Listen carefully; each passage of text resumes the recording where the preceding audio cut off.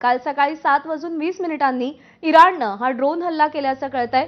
Drone हल्ल्यानंतर तेलाच्या डेपोमध्ये भीषण आगही लागलेली होती।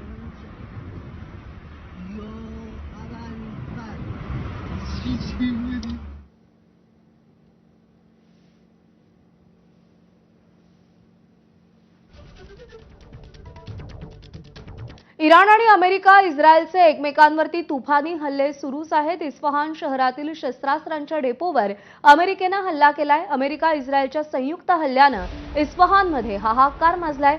हल्ल्यानंतर अनेक स्फोट झाल्याचं वृत्त देखील समोर आलंय।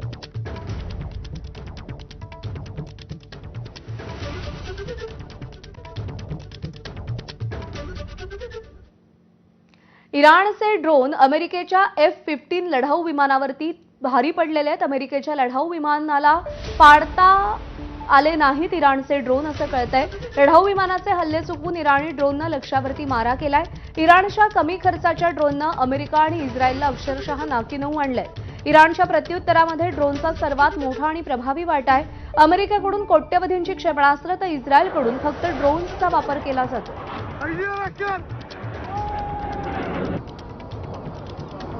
Перехода дронака.